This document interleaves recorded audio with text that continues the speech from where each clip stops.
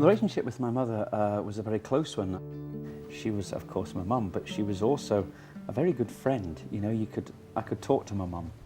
She played a very important role in my golf career, in that I'll never forget that when I tried to qualify for the tour back in 1987, she came down to La Manga in Spain. She cooked for my caddy and I remember, in the apartment we had, and she was walking every hole. Tremendous. I always think if I never got that first rung on that ladder without her help there, I could possibly not be able to do what I'm doing today.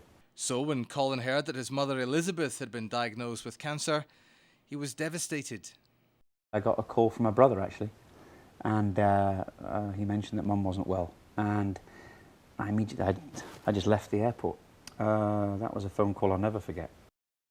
Over the next couple of months, we found that it had spread quite considerably, and there was nothing we could do.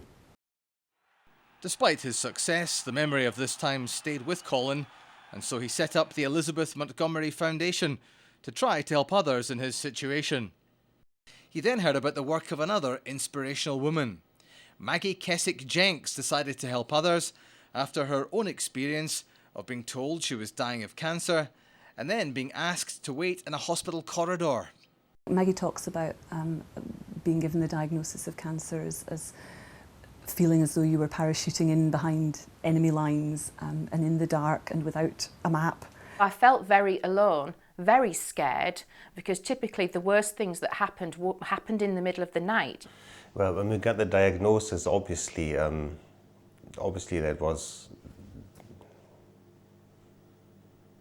well, the end of the life that we had there, with the type of condition that Bridget was diagnosed with, and 3 kids, 8, 6 and 4 years of age. Just devastating, completely devastating. Maggie set out a blueprint for what would become the Maggie's Centres, sanctuaries within hospital grounds for people affected by cancer to drop in for practical and emotional support. The first was in Edinburgh. Now there are a number around the UK, each one designed by an internationally renowned architect. Her idea was that Maggie's Centres can help to shed some light on what's happening, and so that people don't feel quite so alone and isolated and scared when they're going through cancer treatment.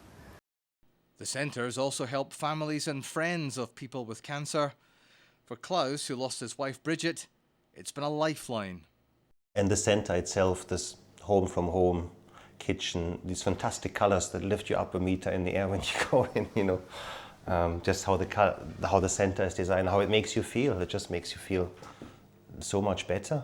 Without that, I think that lots of people would be completely lost in life, myself included. I truly, hand on heart, I don't know where I'd be now if I didn't have here. The centres also run support groups and provide financial advice. It's a wonderful thing to talk to other people who've had the same illness as you, because it's not a sympathy, we're not sympathising, but we can empathise with each other. And I don't know if I would be the same person today if I hadn't come here. Colin was impressed by the Maggie's Centres. He wishes that his family could have benefited from that type of support. If we had had something like the Maggie's Centre in the west of Scotland where we were, it would have really helped the 3 of us to be able to say the right things to Mum, to be able to cope ourselves. So when Colin found out they needed a centre in Lanarkshire in central Scotland, which is some of the highest cancer rates in Europe, he wanted to make that happen. John uses a temporary centre in the area and says the help he gets there is vital. See, when I'm going here up in the morning, tremendous. Absolutely looking forward. I can't get out the door quick enough.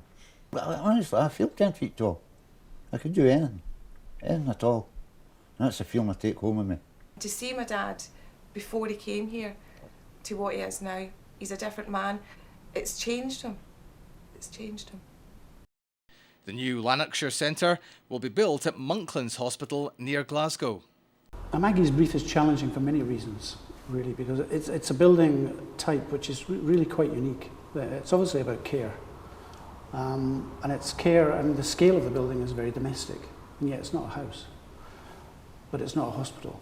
All Maggie's plans revolve around the kitchen table, having a cup of tea, having somewhere to go immediately you enter the building. So the plan develops from the kitchen table out to courtyards, trees and beyond. The foundation's already raised some of the money needed for the new centre, thanks to generous donations and fundraising events such as this sponsored walk along the West Highland Way. But there is still a long way to go. Once the Lanarkshire Centre is built, the foundation will continue, as Colin is determined to fund other centres in his mother's name. When the building is actually open and I cut the ribbon, hopefully with my father, he's 80 now, it'll be a tremendous and very emotional time to have a building named after his wife, my mother, will be my major. I've had a lot of success in my life and career. I've never won a so-called major championship. This would be it for me.